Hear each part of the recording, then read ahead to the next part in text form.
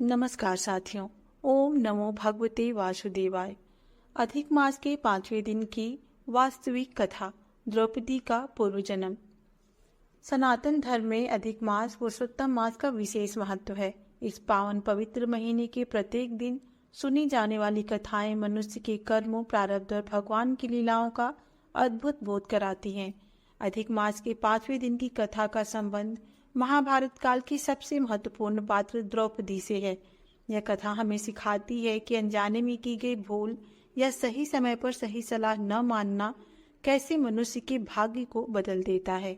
यह कथा देवर्षि नारद ने स्वयं महाराज युधिष्ठिर को सुनाई थी, जिसे बाद में सुत जी ने पुराणों में दर्ज किया।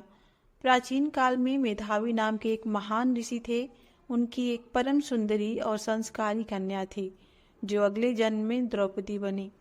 जब वह कन्या विवाह के योग्य हुई, तभी उसके माता पिता का देहांत हो गया।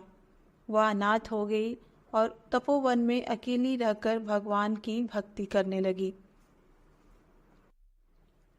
एक दिन उस आश्रम में परम क्रोधी लेकिन परम ज्ञानी दुर्वासा ऋषि पधारे। उस कन्या ने रोते हुए दुर्वासा जी से कहा, हे ऋषिवर, मैं अनाथ हूँ, सुंदर हूँ और गुणवान भी हूँ, फिर भी मेरा विवाह नहीं हो रहा है और मुझे वर की प्राप्ति नहीं हो रही है। कृपा कर उपाय बताएं। दुर्वासा ऋषि ने अपने दिव्य चक्षुओं से देखा और कहा, पुत्री, ठीक कुछ दिनों बाद अधिक मास, जिसे पुरुषोत्तम मास भी कहते हैं, वो आ रहा है। तुम इस महीने में भगवान पुरुषोत्तम का व्रत करो, उनकी कथा सुनो और दीपदान करो। इस मास की महिमा से तुम्हें तुरंत मनचाहा वर मिलेगा। वह कन्या अज्ञानवश दुर्वासा ऋषि की बात नहीं समझ पाई। उसने चिढ़कर कहा, ऋषिवर, आप मुझे किस मलमास मैल के महीने का पूजा करने को कह रहे हैं? वह महीना तो अपवित्र है। मैं उस महीने का व्रत नहीं करूंगी, मैं तो महादेव की तपस्या करूंगी। दुर्वासा ऋषि ने उसे समझाया कि अधिक मास के तिरस्कार करने से नारायण रुष्ट हो जाएंगे, लेकिन वह नहीं मानी। उसने भगवान शिव की तपस्या की। उसके बाद शिव जी तपस्या से प्रसन्न होकर भगवान शिव प्रकट हुए और बोले, पुत्री, वर मांगो।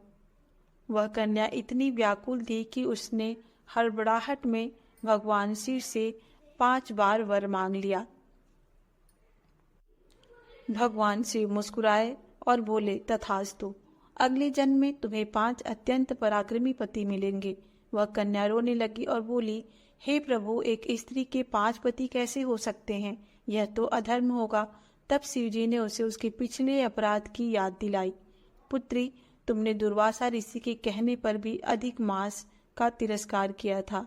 जो पुरुषोत्तम मास का अपमान करता है, उसे जीवन में भ्रम और कष्ट झेलना पड़ता है।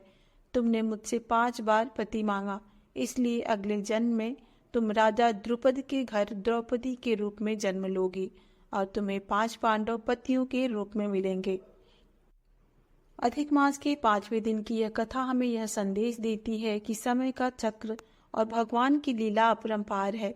हमारे द्वारा अनजाने में किए गए व्रतों के अनादर या अधैर्य का फल हमें भुगतना ही पड़ता है।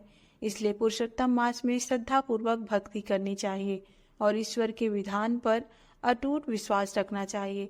भक्तजनों, ऐसी ही पावन कथाओं और प्रभु की भक्ति के सागर से जुड़े रहने के लिए आपके अपने चैनल श्रीजी भक्ति भावना को अवश्य सब्सक्राइब करें और वीडियो को लाइक करें। आइए अंत में प्रेम से बोले, जय श्री कृष्णा। प्रेम से बोलिए, श्री पुरुषोत्तम भगवान की जय। मिलते हैं अगली वीडियो में, तब तक के लिए जय श्री हरि। राधे राधे।